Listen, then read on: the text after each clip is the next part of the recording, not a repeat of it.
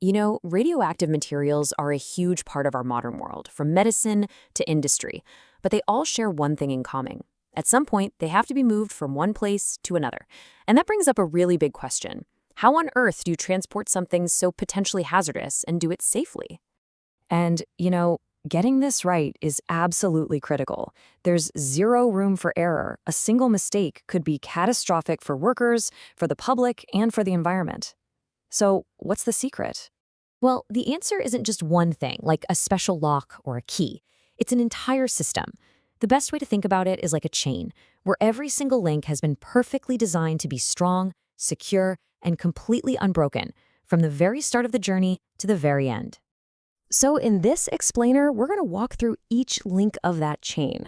We'll start with the laws that form the bedrock, then the core safety principle, the journey itself, the amazing packaging, and finally, how it all clicks together. All right, first up, the challenge. So what exactly are we talking about here when we say transporting radioactive materials, or RAM? What does that really mean, and what makes it such a tough nut to crack? Well, whether it's medical isotopes headed to a hospital for cancer treatment or industrial gauges for a factory, these materials are always on the move. And because of what they are, the number one absolute top priority has to be safety for everyone and everything that could possibly come near them. Okay, Section 2, laying down the law. This is the very first link in our chain, and it's the foundation for this entire system.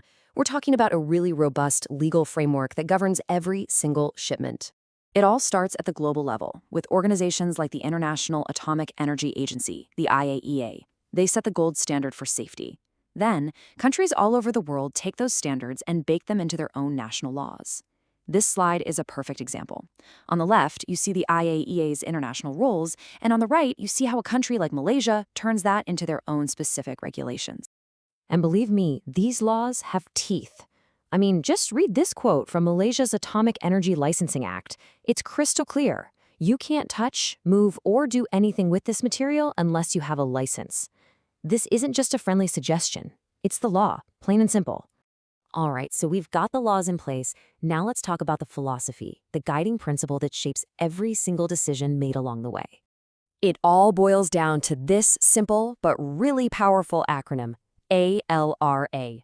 It stands for as low as reasonably achievable. The whole idea here isn't just to scrape by and meet some minimum safety requirement. No way. It's to actively push radiation exposure down to the absolute lowest level possible. So what does that actually look like in the real world? Well, it means setting super strict limits on what can even go in a package. It means designing those packages to incredibly high standards. It means having detailed emergency plans ready to go. Every single step is viewed through this ALRA lens to minimize risk. Let's move on to the journey itself, because this next link in our chain is all about a really crucial difference. The rules are completely different depending on whether the material stays inside a secure building or goes out into the big, wide world. And this slide lays it out perfectly. If you're moving something within a single facility, you follow strict local rules. Proper containers, shielding, record keeping, the whole deal. But the second that package leaves the building, whoa, the game changes completely. Now you're under national regulations, you need special licenses, and you have to follow international codes if you're shipping by air or by sea. The complexity just skyrockets. And even when you're just moving something internally, there are hard limits. See this number? The radiation level on the surface of any package just cannot go above 2 millisieverts per hour without getting special permission. It's a clear, bright line that you do not cross. Okay, Section 5. This one is a big one. It's all about the package. This is probably the most physical, most critical link in the whole chain, the incredibly engineered containers themselves.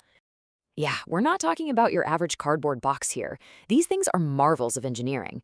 They're broken down into different classes, from accepted packages for materials with super low radioactivity, all the way up to these incredibly tough Type B packages for the really potent stuff. Each one is designed for a very specific job. Now, this table might look a little intense, but it gives you a peek behind the curtain at just how precise this all is. This shows the activity limits for the most basic type of shipment, an accepted package.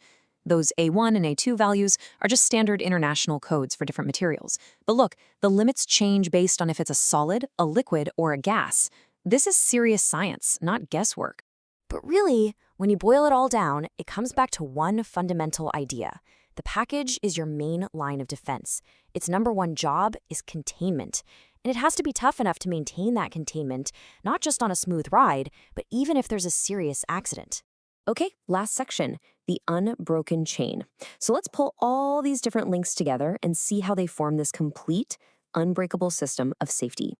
You see, as we've walked through this, it's clear there's no single magic wand for safety. It's a defense-in-depth system. It starts with global standards, which become national laws. The ALARA philosophy then guides every single action. That's backed up by strict procedures for every type of journey. And the final, physical backstop is the engineered package itself. Every single link is essential to the strength of the entire chain. This system has an incredible track record of safety. It's robust.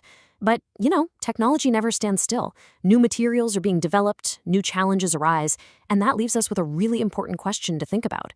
What's the next frontier for keeping this chain of safety as strong as it can possibly be?